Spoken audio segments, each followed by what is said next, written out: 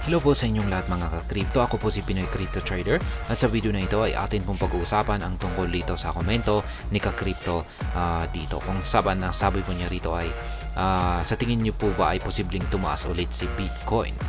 Yan, thanks. Isa pa ay sabi niya, isa pa idol, bakit ayaw gumana sa Google Chrome yung Binance app? Pero sa cellphone ay okay naman. Bakit kaya? Yan po yung kanyang mga katanungan na atin pong pag-uusapan sa video na ito. Pero bago po tayo magpatuloy, ay nais ko lamang po munang bigyang linaw ang aking disclaimer kung saan ang nilalaman po ng video na ito ay hindi po ito isang financial advice. For education and information purposes lamang po ang layunin nito. Maliban po dito ay nais ko na rin pong magbigay babala na wala pong kahit anumang group chat ang Pinoy Crypto Trader. Ayan, umpisan po natin sa kanyang unang tanong dito ay kung saan ay ano sa tingin nyo, posible kayang tumaas ulit itong si Bitcoin. At masasabi kong yes po, posible pong tumaas ulit itong si Bitcoin. At kung napanood po ninyo yung aking technical analysis kanina ay ayan nga, kung mababasag po niya yung resistance line natin dito sa 69,307.43 ay ayan, magpapatuloy po siya sa kanyang pag-angat sa presyo at patatamaan po niya yung sunod na minor resistance line natin dito at sa tingin ko ay hindi po siya titigil lamang dito. Ayan, aakyat pa siya kasi yung sunod po na mga resistance line natin dito ay mga minor resistance line lamang po ito. Kaya yung sunod po na posibleng isang major resistance line natin dito ay ang presyong 84,527. Kaya posibleng umangat po siya at maaaring kung umabot po siya rito sa mga presyong 84k ay dito po siya makakaranas ng medyo malaki sigurong correction or retracement. Kaya yan, check na lamang po ninyo, panoorin na lamang po ninyo yung aking naging technical analysis update kanina dito kay Bitcoin sa mas kompletong detalye dito. Kaya yan, ngayon ay yung sunod po na tanong niya rito ay bakit ayaw gumana si Google Chrome?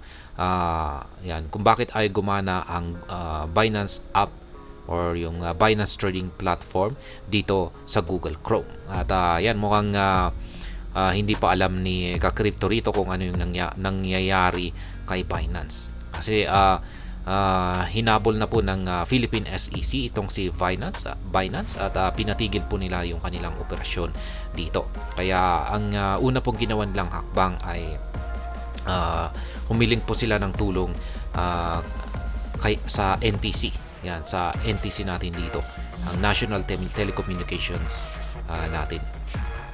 At ngayon yung NTC po natin ay sila po ang nag-utos sa mga ISPs natin, mga internet service providers na i-block ang website ni Binance. Kaya ngayon ay maging ako ay hindi ko po ma-access hanggang ngayon ang website ni Binance. Kaya yan, hindi po ako makagawa ng content or hindi ko po ma-content itong yung platform ni Binance dahil dyan. Inaccessible na po siya. Pero pwede pong ma-access yung kanyang mobile application. Ayan. Kasi nag-request na rin ang Philippine SEC yan, kay Google App at maging kay Apple Store na tanggalin nila itong mobile application ni Binance. Pero yan, tanggalin po nila sa mga lahat po ng mga Filipino users para hindi nila ma-access o magamit ito. Pero mabuti naman at hindi kaagad sumang-ayon itong si Google Play Store at saka si Apple App Store. Ayan, natanggalin kaagad ito. Gusto raw nilang marinig yung panig ng mga users nito, si Binance at saka siyempre ang panig ng Philippine SEC. Kaya yan po dapat yung tama na ginagawa ng pagtading sa mga ganito kasi yan, kung maraming ang gumagamit nito at marami talagang nakikinabang dito ay ayan. Kaya yan po, available pa rin po hanggang ngayon yung mobile application ni Binance. Pero sa web, yan, or Google Chrome or yan, kung anong browser po yung kahit na anong browser yung ginagamit natin dyan ay hindi po natin ma-access ang trading platform ni Binance.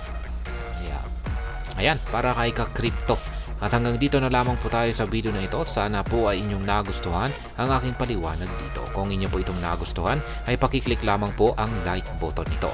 Para naman po sa mga bago lamang dito, kayo po ay aking inaanyayahan para mag-subscribe. Pakiclick na rin po ang bell icon nito dahil ito po ang siya magsisilbing notification nito sa mga bago kong videos na akin pong ina-upload sa aking YouTube channel na ito. Marami pong salamat sa panonood. Ingat po tayo lagi at God bless po sa ating lahat.